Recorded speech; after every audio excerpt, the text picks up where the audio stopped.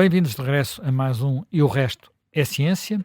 Eu sou o José Manuel Fernandes, comigo está o Miguel Miranda, Jorge Miguel Miranda, geofísico, académico, eh, e que vai nos ajudar hoje a falar de um tema que eu vejo que se está a acompanhar muito de perto e que é uma invasão de algas, podemos dizer assim, que está a prejudicar muitos banhistas nesta altura em que se procura as praias, às vezes se procura as praias em sítios mais, teoricamente, mais paradisíacos.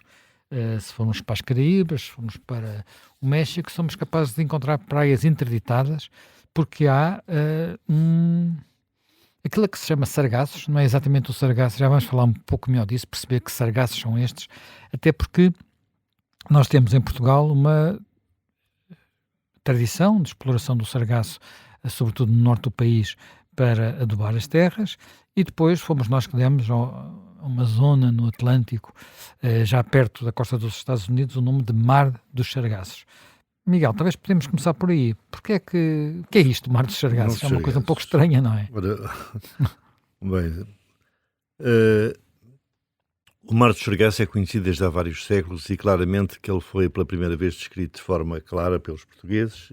A citação mais popular é atribuída ao Cristóvão Colombo, que quando o atravessou ficou muito espantado por ter visto no meio do Atlântico uma espécie de uma pradaria castanha, são algas castanhas no essencial, flutuante, que na altura foi confundida com a possibilidade de ser um baixio e, portanto, que causou um certo pânico entre a tripulação, mas que o Cristóvão Colombo, aliás, como tudo na sua viagem, tratou com a calma necessária para ter ultrapassado, percebendo que se tratava essencialmente de material flutuante. Na altura ele conhecia, ou uma parte da tripulação conhecia, aquilo que era o sargaço, que se conhece no norte do continente e na Galiza, e, por comparação, atribuíram-lhe o nome o Mar dos Sargassos, que ficou até hoje. Na verdade, do ponto de vista biológico, não são exatamente a mesma coisa, uma vez que o Mar dos Sargassos é constituído por algas flutuantes, enquanto que o sargaço que nós conhecemos, enfim, as sargaceiras, por exemplo. Exatamente, é um conjunto de macroalgas também, mas tem várias espécies misturadas, algumas são sargassum, como agora se chama na biologia, que é primo do sargaço que existe no Mar dos Sargassos, mas que tem mais outras são aquelas, para quem às vezes quem vai à praia e continua de vez em quando a encontrar este tipo de algas, são aquelas algas que têm umas bolhas, que às vezes é giro de... Essas são o sargassum. O sargum. Estou a falar do sargassum, mas a mistura, que nós encontramos cá. A mistura não é... sim, uma espécie de lâminas compridas também, sim, não é? As luminárias. Mas só que o nosso sargaço é essencialmente uma população que vive na zona intertidal, que é fixa às rochas. Zona entre marés, não é? Portanto, entre marés, entre marés, claro. Entre marés, porque... e que é explorada pelos agricultores desde há muito tempo. Infelizmente, cada vez menos. Sim, mas utilizada foi muito usada para a agricultura e aqui há quem diga que até está na base de alguns dos sabores particulares dos produtos que são produzidos no Minho e na Galiza. Pois bem, esse Mar dos Sargassos, apesar de ser diferente, está para sempre ligado à exploração marítima e forma aquilo que muitas vezes se diz, olha, até por exemplo das palavras cruzadas, para aqueles que ainda hoje as fazem, e quando há a pergunta nos quizzes qual é que é o único mar sem costas, pois o único mar sem costas é o Mar dos Sargassos. Pois, e é um mar sem costas, basicamente estamos a falar de um fenómeno, quer dizer, é uma parte do mar que fica mais ou menos parada, digamos assim, rodeado por correntes que andam ali à volta e que circunscrevem, correntes marítimas, não é? Exatamente. É óbvio, e que circunscrevem aquela zona onde havia a tal pradaria, mas é uma pradaria ainda um bocadinho espessa, não é? Portanto, dezenas de metros. Dezenas de metros de algas que, como estavas a explicar, são flutuantes, não é? Portanto, tem vesículas que as levam a flutuar. As vesículas são aquelas bolhas, são tão engraçadas de espremer, pelo menos quando eu era miúdo fazia, não neste sargaço, no outro sargaço que nós tínhamos cá, que eram engraçadas de espremer, não é? E, portanto, imaginem o que é, no meio do Atlântico, numa zona circunscrita geograficamente e que é limitada por 4 correntes oceânicas bastante persistentes. Uma delas nós conhecemos muito bem, é a corrente do Golfo, também passeia por aqui. A outra é a corrente do Atlântico Norte. Temos do lado oeste a corrente das Canárias e temos a corrente equatorial a sul. E estas 4 correntes servem de costas a este mar. Na verdade, esta situação, do ponto de vista oceanográfico, só foi compreendida muito tarde, no fim do século XIX, e percebeu-se que era a ação conjugada dos ventos alísios, a sul, dos ventos chamados zonais do norte, que uns empurrando a água de leste para oeste, ou de oeste para leste, e depois das 2 correntes que são, digamos, meridionais, a corrente das Canárias, que é uma corrente lenta, essencialmente superficial, e a corrente do Golfo, que é uma corrente mais rápida e mais profunda. E, portanto, no meio disto, forma-se uma espécie de um empolamento do oceano. O empolamento é cerca de 1 metro, ou seja, o oceano no centro está 1 metro mais alto do que à volta, e este equilíbrio físico faz com que também delimite uma zona. O que é que explica esse Empolamento? É equilíbrio entre as várias forças em jogo. Nós já temos falado aqui de várias delas. É a força do gradiente de pressão, chamamos assim, que tem a ver com o próprio empolamento. É a força de Coriolis, é a força centrífuga, que aqui nos vários equilíbrios dão origem a este empolamento que forma aquilo que se chama o giro do Atlântico Norte. Nesse giro do Atlântico Norte está centrado nas Bermudas. As Bermudas é o centro. Essa água é água muito quente, muito salgada e muito pobre em nutrientes. E é nesse ambiente, digamos, de pradaria no meio do oceano, que também por vezes se chama o deserto azul do Atlântico, que está então o tal Mar dos Sargassos. Mas então, chamaste aqui a atenção para uma coisa, muito pobre em nutrientes. Se é pobre em nutrientes, como é que temos lá os sargassos? Pronto. Porque havemos de ver que os nutrientes podem ter importância para os outros sargassos que falamos agora. Outros, exatamente. Isto aqui, esta situação, é assim, nós para termos nutrientes temos sempre que ter, digamos, um movimento da água oceânica de baixo para cima. Temos que ter subida de água profunda. No fundo, o que estás a dizer é uma coisa que nós já vimos, por exemplo, quando falámos aqui da corrente do El Niño, que é quando a água vem do fundo, traz nutrientes. Quer dizer, traz nutrientes porque eles estão depositados, não é? Exatamente. No fundo, estão depositados. Tem zooplâncton. E vem por ali acima, e portanto, temos aí boas pescarias. Aqui não, pelo contrário, não temos quase pescarias. Não, mas em contrapartida, o Mar dos Sargassos é um sistema ecológico fundamental para o Atlântico, porque ele serve de refúgio a muitas espécies marinhas. É preciso ver que no Mar dos Sargassos nós temos vários tipos de tartarugas, temos atuns, espadarte, várias espécies fazem para a sua reprodução precisam do Mar dos Sargassos e utilizam-no como refúgio ecológico numa zona em que praticamente não há outros refúgios. Nós estamos no meio do Atlântico e o Mar dos Sargassos é o refúgio por definição de muitas dessas espécies. E no século XX, que é um assunto que depois mais tarde devemos de voltar, foi descoberto que é também o provável local de reprodução da enguia europeia e da enguia americana, já falaremos disso, que utilizam o Mar dos Sargassos para uma parte da sua vida e que percorrem milhares de quilómetros entre esse local e o local onde nós as apanhamos para os comermos. Muitas vezes esse tema merece um bocadinho mais desenvolvimento porque estamos perante uma espécie muito ameaçada. Muito ameaçada. Mas curiosamente, como já sabem, eu sou físico, não sou biólogo, e portanto é mais uma vez uma daquelas espécies que utiliza o campo magnético da Terra para se orientar. Exatamente. E voltar à casa-mãe. E de forma muito, em muitos aspectos, quase surpreendente, porque utiliza isso só para se orientar, como também aparentemente para mapear os estuários dos rios depois onde vai andar, não é? Portanto, para poder desenvolver. Mas a história talvez fosse melhor primeiro ir a explicar melhor o que era esse sargaço das sargaceiras do norte do país, porque é uma coisa de facto muito diferente, muito uma espécie bentónica, está fixa às rochas, é explorada, quando é explorada com sustentabilidade, que eu penso que neste momento já acontece razoavelmente, ou seja, não é sobreexplorada, até se corresponde realmente a um recurso. Se bem que eu creio que, enfim, o seu recurso básico era adubar os terrenos agrícolas, nomeadamente alguns terrenos nas zonas que eram terrenos de terras de areia, portanto, ali em zonas atrás das dunas, digamos assim, do litoral norte do país e da Galiza. Hoje em dia há muito menos captura, não é? Eu lembro-me ainda ter ido em tempos, enfim, há 40 anos, andei entre as sargaceiras a ver como é que eles trabalhavam.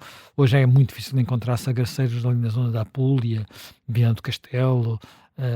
Pois hoje, infelizmente, temos uma só nos ranchos folclóricos. Exatamente, hoje temos uma nova geração de sargaceiros, não estão aqui, estão no Mar das Caraíbas, não estão a apanhar este sargaço bentónico e positivo, estão a apanhar o outro sargaço e com graves problemas de saúde, como veremos um pouco mais à frente. O que é importante é que é preciso compreender que o valor ecológico do mar de sargaços é muito grande e que, inclusivamente, existem espécies que, na verdade, só vivem aqui. Por causa disso, em 2014 é assinada uma convenção internacional que se chama a Convenção de Hamilton, de qual os Açores fazem parte, mas tem também o Mónaco, o Reino Unido e os Estados Unidos da América, e depois outros países da zona como os Bahamas e o Canadá, as Ilhas Caimão e a República Dominicana, que é aqui uma conjugação de um bocado estranha. Açores, não é bem país, é Portugal, não é? Depois temos Mónaco, porque é o Mónaco. É um bocado longe demais. Sim, mas o Mónaco sempre foi o grande promotor deste, e estamos a falar de um princípio de conservação. Estamos a falar daquele que foi um dos primeiros acordos internacionais que se dedicaram ao mar e que não está sob a responsabilidade de nenhum país.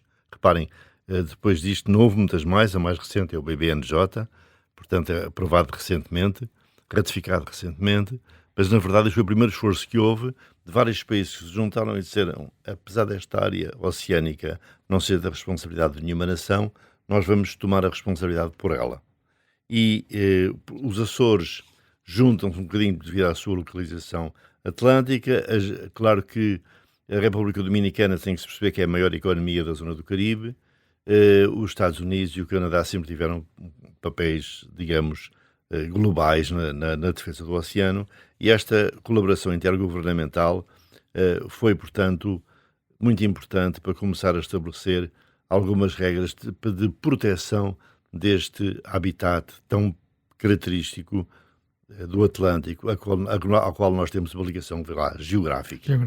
Mas agora nós temos, portanto, aquela bolha, como tu há pouco explicaste, não é? Até mais alta, 1 metro mais alta, no Atlântico, e era aí que estava a tal pradaria de sargaço, digamos assim, mas agora a sargaço a aparecer um pouco... Agora, em 2018, sai um artigo, que hoje em dia é dos mais citados sobre este assunto, essencialmente dirigido por investigadores da Universidade da Flórida, que começa a haver uma situação particular, essencialmente baseado em imagens do satélite americano MODIS, que é um satélite de resolução moderada, daí o nome MODIS.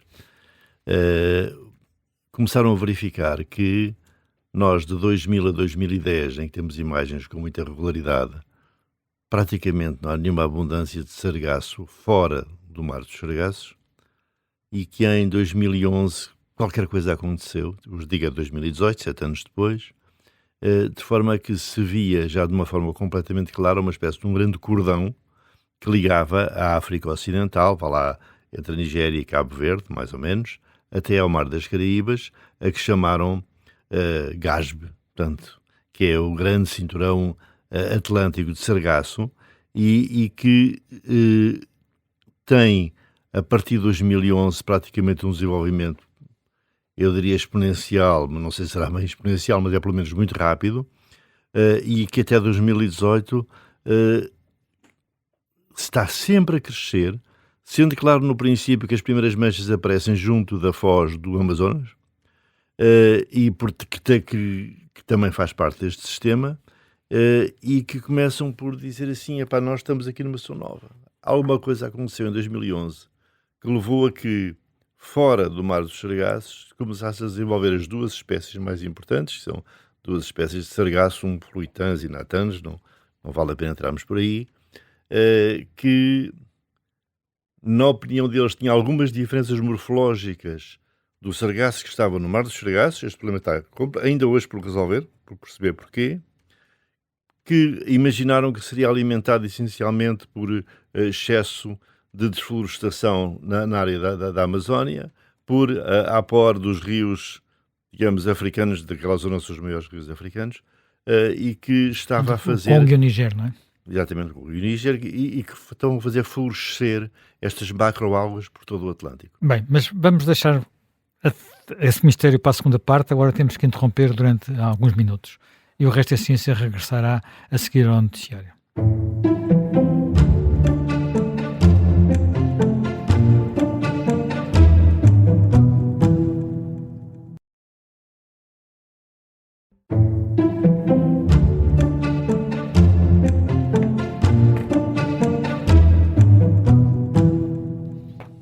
Bem-vindos de regresso à segunda parte do E o Resto é Ciência. Nós estávamos a falar deste fenómeno que fez aparecer sargassos numa espécie de cinturão que vai das costas da África às costas da América, no centro do Atlântico. Miguel, estavas a falar do papel que podiam ter os nutrientes arrastados por rios como o Amazonas ou como os grandes rios africanos, o Níger e o Congo.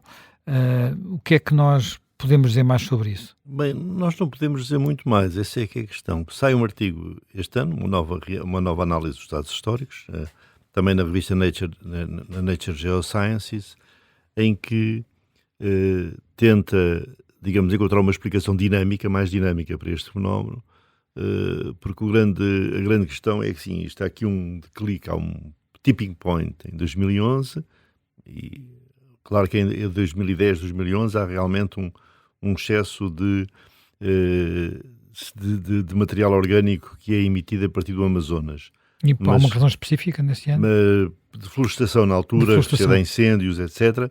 Mas reparem, apesar de tudo, não é bem uma coisa global. E nós temos aqui um fenómeno que é global, que é observado no Atlântico de um lado ao outro. E temos todas as tentativas de interpretação, desde quem faça modelos e ande para trás com as localizações para saber de onde é que elas podem ter vindo, até quem veja as condições de temperatura e de velocidade das correntes para perceber como é que ela se pode ter espalhado. É verdade que o cinturão em si mima a própria corrente, o que significa que ele está a ser arrastado pela corrente. É verdade também que tem uma ligação à África, é verdade que tem uma ligação também ao Amazonas, porque ele é também alimentado pelo Amazonas, mas na verdade o que eu penso que é preciso dizer é que as explicações são ainda muito insuficientes. Até porque as espécies aqui presentes não são exatamente as que são os mais... Pronto. Essa, num artigo que eu li, publicado há poucos meses, ainda dizia que esse era um problema por compreender como é que se tinham criado. São as mesmas espécies, mas de uma forma ligeiramente diferente. Como é que se fez essa adaptação? Onde é que houve tempo para essa adaptação? Mas o que é importante é que quando se chega a esta região, e eu, pronto, devido ao meu trabalho atual, desloquei-me lá, assisto a uma situação que é de grande, digamos, dramatismo no sentido económico, porque temos praias que têm um grande valor turístico, que são atingidas por quantidades enormes de macroalgas castanhas, que se decompõem rapidamente nos areais, produzindo H2S, portanto sulfureto de hidrogênio, ácido sulfúrico, como se quiser dizer, e amónia, o que tem um cheiro horrível, que são rapidamente retiradas por abraço, a ancinho e trator, rapidamente retiradas para poder manter a continuidade do turismo, mas que, na verdade, também já começam a afetar as condições de saúde dos próprios trabalhadores. Porque isso está a acontecer na costa do México e mais aonde? É assim, a zona mais atingida é assim, vamos imaginar o GASB, tal, o grande cinturão de algas, entra pelas Caraíbas, não é? Pela zona mais ou menos de Barbados, a sul da República Dominicana, entre a Venezuela e a República Dominicana, e depois prolonga-se por todo o Mar das Caraíbas, indo aterrar, entre aspas, nas zonas do México. E aí é onde estão os grandes grupos hoteleiros, é onde está a grande atividade turística, que tem feito um esforço enorme para tentar diminuir o impacto que isto tem para a atividade económica e para a ecologia das regiões. Para quem já andou, quem procura solo, não se passa o mesmo contigo, não é? Mas quem procura solo, caso, sim. Não é o teu caso, mas Cancún, Praia del Carmen, Riviera Maia, tudo isso está super afetado. E, portanto, nós temos aqui um esforço titânico que envolve a colocação de barreiras no mar para impedir a progressão, envolve a recolha rápida, muitas vezes com a condução para aterro, e, simultaneamente, eu diria, uma boa parte da comunidade está a tentar perceber como é que pode, por um lado, utilizar os sargassos como um recurso, perceber porque é que há uns anos que mesmo neste ciclo de subida há 1 ou 2 anos que não tiveram praticamente sargaço, 2013. Porquê? Há quem esteja a estudar a variação do crescimento do sargaço com a temperatura e a salinidade para compreender e tentar mimar o que se está a observar, e nós temos aqui um problema de escala global. Portanto, quando dizes que é um problema de escala global, nós estamos a falar aqui do Atlântico, mas há mais oceanos no mundo onde há muitas manchas castanhas, digamos assim, a flutuar, e não são as manchas, os microplásticos, também se fala disso, mas aqui são manchas de algas. Neste momento, há mais um estudo global feito para o mundo inteiro, que analisou qualquer coisa como mais de 1 milhão de imagens de satélite, claro que não podem ser processadas à mão, nós já estamos num mundo Da em que inteligência este processamento é de inteligência artificial, e que revelou uma situação realmente alarmante, é que o crescimento de manchas de macroalgas, muitas vezes exóticas, ou seja, como se passa um bocadinho ainda nos Açores e um bocadinho até no Algarve, vindas da Ásia, em boa parte, transportadas para aqui para o Atlântico, está a aumentar de uma forma muito rápida. E estes blooms anuais de algas estão a atingir, por exemplo, as costas de Qingdao, onde é o Instituto Oceanográfico da China, portanto, que eu, como deves compreender, conheço, e que, portanto, está a ter um impacto, mais uma vez, económico e ecológico muito grande. Observa-se no Índico, observa-se aqui numa escala mais baixa, mas observa-se em Cabo Verde, observa-se agora nas praias dos Açores, em particular nas praias do Faial, e, portanto, está-se a tornar um problema global. Tu disseste que também é o Algarve? Também é o Algarve. Isso é sinal de que também pode haver no Mediterrâneo? É sinal também pode haver. No Mediterrâneo também há blooms de algas neste momento. Não me referi, peço desculpa, mas também há no Mediterrâneo. E, portanto, a questão toda é, o que é que estamos a observar? O que é que aconteceu em 2011? O que é que há de essencialmente diferente? É a temperatura? A temperatura não pode ser absolutamente, porque, por exemplo, o ano 2013, que é o ano em que não há um bloom grande no Atlântico, é um ano em que temos o máximo de temperatura. Portanto, há aqui fenómenos que são mais complexos do que pode parecer, senão já estariam completamente identificados. Há um conjunto de oportunidades, porque é verdade que isto também está a gerar oportunidades para utilizações que vão desde a cosmética à farmacêutica, porque são grandes quantidades de macroalgas que se tornam acessíveis. Há quem fale em energia, produção de energia. E aquela biomassa não pode ter outra utilidade? Não... Há quem queira utilizar a biomassa em particular para a produção de energia, mas é preciso perceber que eu sempre lutei contra o facto de a gente confundir uma coisa boa com uma coisa má. É confundir receita com despesa, por exemplo. É evidente que pode haver alguma receita criada a partir deste valor, mas é preciso perceber que para já vamos ter uma grande despesa. Nós estamos a ter impactos económicos nas regiões que vivem essencialmente do turismo, que são de uma dimensão que vai precisar de um movimento global, de um movimento mundial, que seja exatamente de reduzir o impacto. Muitas destes arrojamentos, para terem valor económico, têm que ser apanhados no mar. Há quem esteja a construir navios tipo dragas para recuperar no mar o material biológico antes dele estar decomposto. Nós estamos a falar de um material que são milhões de toneladas, não é? Nós estamos a falar... Eu tinha aqui uns números, digo assim, neste momento a área acumulativa de blooms de macroalgas atingiu 43 milhões de quilómetros quadrados. Nós estamos a falar em 22, tínhamos 22 milhões de toneladas, mas em 25 já tínhamos 38. E nós estamos numa subida crescente. Se estiverem no local, ou aqueles que forem ao local, verão que nas zonas que não estão a ser completamente mantidas pelos grupos hoteleiros, que as extensões de algas castanhas em decomposição são de centenas de metros. E, portanto, eu não estou já a falar do aspecto meramente económico. São coisas muito diferentes. Se nós apanharmos no mar...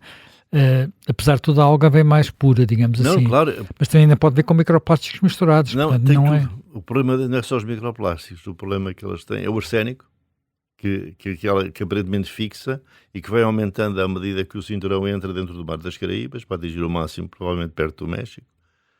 Estamos a falar de outros metais pesados que são arrastados pelas macroalgas e que, portanto, para haver uma utilização credível, têm que ser retiradas esses metais pesados. E, portanto, se me perguntas se isto é uma grande oportunidade, o Covid também foi uma grande oportunidade. Houve muita coisa que se desenvolveu na Sim, altura do mas, Covid. por exemplo, isso fica-se com a ideia, enfim, estava agora a lembrar-me, pode ser um daqueles problemas que identificada a origem, ela até tem uma solução que não é muito complicada. Eu recordo-me das chuvas ácidas, que a certa altura as chuvas ácidas é um fenómeno que ia matando as florestas europeias anos 80, portanto há 40, 50 anos, e depois quando se resolveu o problema da emissão basicamente de dióxido de enxofre pelas centrais a carvão, sobretudo no Reino Unido, mas não só, resolveu-se o problema das chuvas ácidas. Nunca mais falou do assunto. Ou seja, tu sabes aquela situação em que a gente está no trânsito e o trânsito está lento, e nós pensamos assim,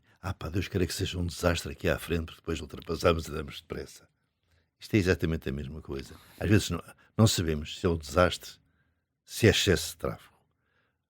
Pode ser um problema ambiental no sentido do problema comportamental, ou seja, a necessidade que seguramente existe de melhorar os sistemas de tratamento de resíduos em toda a costa atlântica e dos outros oceanos também, e que seguramente que haverá uma componente ambiental. Pode ser uma componente climática, ou seja, na verdade, as condições de temperatura podem ter alterado significativamente a circulação do chamado giro atlântico, e pode ter, como se diz agora, desfeito uma parte do mar dos sargassos e criado semente de sargaço praticamente em todo lado. E as algas, deixa-me só fazer aqui um pequeno parênteses, as algas são capazes de reproduzir de facto muito, muito depressa, desde que tenham condições para isso. Agora, por exemplo, há uma situação muito curiosa nos Estados Unidos, porque o presidente Trump mandou quis limpar e mudar aquele espelho d'água que fica em frente ao monumento ao Lincoln na Mall de Washington, perto da Casa Branca, que é um espelho d'água bonito e grande. Aquilo estava pintado de cinzento. Ele quis pintar de azul para os 250 anos dos Estados Unidos. E o resultado é que as algas multiplicam, quer dizer, como está calor, as algas começaram a multiplicar-se e agora estão lá trabalhadores todos os dias a tirar algas do espelho d'água enfim, não é bem uma piscina do Lago do Trump. Ou seja, eu até te posso dizer o seguinte: o primeiro trabalho português sobre a reprodução das algas é do Abade Correia da Serra. Ou seja, já tem mais que 200 ou 300, mais que 200 anos seguramente. E o Abade Correia da Serra, que viveu nos Estados Unidos. Viveu nos Estados Unidos e foi um dos fundadores da Academia das Ciências. E é interessante que é uma discussão que o envolve ele, o Linnaeus, o Reaumur, porque aquilo era uma comunidade pequena na altura à escala europeia. E esta situação desta variação de forma, alteração de espécies, relações complexas entre vários tipos de espécies que vivem no oceano, é importante do ponto de vista ecológico, é importante para o equilíbrio que nós obtivemos agora e no qual vivemos, mas esse equilíbrio foi por alguma coisa alterado. Alguma coisa aconteceu em 2011. Não sabemos o quê. Se for comportamental, podemos fazer esforço de engenharia, portanto, corrigir a parte, em particular, da utilização excessiva de fertilizantes. E essa mudança em 2011 não foi só no Atlântico. Não foi só no Atlântico. Portanto, também aconteceu no Índico, também aconteceu no Mar da China. O que é que aconteceu? Não sei. Eu estive recentemente numa conferência, aliás, não foi no Atlântico, foi em Hong Kong, em que esta questão deste tipping point criou um certo, digamos, stress na Assembleia, por uma razão simples. Os tipping points nunca aparecem onde a gente pensa que eles vão aparecer. Nós sabemos que o aquecimento da Terra fez dois fenómenos importantes. Aumentou a precipitação, e ao aumentar a precipitação nós temos o maior aporte de água doce, em particular nas zonas intertropicais, e aumentou a temperatura. Sabemos que o oceano está a acumular cerca de 90% do calor em excesso. E sabemos que essa acomodação é feita na parte mais superior do oceano. São as três coisas que a gente sabe, de uma forma razoavelmente estabilizada. Mas também sabemos outras coisas. Nós não observamos quase nada abaixo de 2.000 metros. Não temos capacidade de o fazer tecnologicamente. Sabemos também que os satélites são muito bons, foram muito importantes, mas vêm à superfície. Sabemos que o esforço de observação do oceano está um bocadinho mais fraco, em particular para a mudança na política americana, que era um grande pagador de todo este sistema. É tudo o que está a acontecer e que está a ter o impacto económico que nós estamos a ver, vai precisar de ter uma resposta global. Eu estou muito convencido, mas claro, não tenho razão nenhuma para isso, além da emocional, de que nós estamos perante um problema que nós não compreendemos muito bem, que só sabemos o impacto, que não parece ser uma única fonte, ou seja, não é uma coisa que a gente diga, pá, se eu resolver este problema, tipo as chuvas ácidas, se eu resolver o problema do enxofre, eu resolvo o problema. Não sabemos bem porque é que estes volumes estão em todo lado.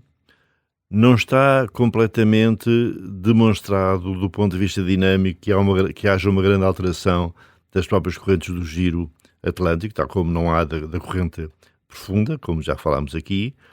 Os resultados são muito contraditórios, mas o que é profundamente claro é que alguma coisa vai ter que ser feita a nível global. Isto não pode ser visto só como um problema das praias das Caraíbas, até porque quantos de nós vão às praias das Caraíbas? Muito poucos. Olha, eu não sou grande fã, como já sabes. Mas tem que ser visto essencialmente como um problema ecológico global que nos vai atingir a todos. Não será necessariamente só o sargaço. As macroalgas estão a aparecer em muitos outros lados. Apesar do cinturão se dirigir da África para as Caraíbas, o ano passado, algumas das praias da Ilha de São Vicente, em Cabo Verde, tiveram que ser encerradas, que a quantidade de biomassa que está em jogo é estratosférica, é muito grande, que nós vamos ter que juntar praticamente todas as formas que nós temos de a consumir, produzindo energia, levando-a para a terra, usando-a para a biotecnologia, e que isto será um desafio que vai seguramente ocupar a próxima década. Mas já agora, vamos lá só, enfim, a terminar se calhar com um ponto também de preocupação, mas numa área diferente, que é, falámos há pouco que o velho Mar do Sargaço, onde enfim, não sabemos, esquece que tudo começou, mas aquele velho Mar do Sargaço era também o local por onde passavam uma espécie de peixe que faz parte da nossa dieta, que são as enguias. Isso é muito interessante porque nós temos vários peixes que têm um registro de reproduzirem-se no mar e virem crescer até aos rios, outros que se vêm reproduzir aos rios e depois vão para o mar, e quase sempre são espécies bastante apreciadas na nossa gastronomia. Nós temos, por exemplo, os salmões entram pelos rios acima para se reproduzirem, mas temos depois também outros os turjões também é um peixe que a fase de alimentação e crescimento é feita no mar e depois migra para os rios para fazer as suas, enfim, também para se reproduzir, e daí como é que se chama? Aquela iguaria que agora me está as ovas de esturjão, que é o caviar. O caviar, exatamente, vem desse fenómeno. Temos o contrário, temos o sável, também anda por aí, e agora temos particularmente as enguias. As enguias é um caso um bocadinho ao contrário, porque essas vêm crescer aos rios, não é? Exatamente. As enguias têm uma vida complicada. Há muita gente que tem vidas complicadas, mas as enguias, reparem, são transportadas do mar de Sargaço, existem como larvas. São transportadas pela corrente do Golfo durante 1 a 3 anos até chegarem às costas da Europa. Entram aqui no estuário do Tejo, perto de onde nós estamos. Sim, entram em todo lado, não é? Exatamente, sim, mas aqui em particular, quando nós as comemos. Como nós aqui os lisboetas, claro, também há lá em cima. Como enguias, chamadas enguias de vidro. Crescem no rio durante 10 a 30 anos. As enguias de vidro são aquilo que os espanhóis chamam angulas, infelizmente, que compram a peso de ouro e que não deviam, enfim, já há zonas em que estão banidas, não é? E que têm mesmo que ser banidas. Depois crescem durante 10 a 30 anos como enguias amarelas. Nessa altura atingem a maturidade sexual, transformam-se em enguias prateadas e descem o Tejo até ao Atlântico. Portanto, nós as enguias amarelas não queremos saber delas, são aquelas que estão dentro do... Exatamente. E, portanto, descem até ao Mar de Sargaço 6.000 km de distância. E, portanto, é preciso dizer também que, apesar desta descrição, que está em praticamente todos os livros de texto, muito do que se passa no Mar dos Sargassos é desconhecido, porque nós não temos praticamente a capacidade de observar. E eu penso que, aliás, um dos primeiros estudos sobre como é que elas conseguiam regressar ao Mar dos Sargassos tem menos de meia dúzia de anos. Portanto, porque é muito difícil segui-las, como perceber como é que elas chegam. Mas, enfim, vamos tentar apreciá-las à mesa e tentar que elas não desapareçam, porque elas, quando estamos a falar de desaparecer, estamos a falar de algo que pode ser entre 90% a 98% de diminuição do tamanho da população, o que é dramático. Mas, enfim, pronto, deixamos talvez isto para outro programa. Para já temos um problema grande para resolver, que é o que fazer a tanto sargaço no Atlântico e não só.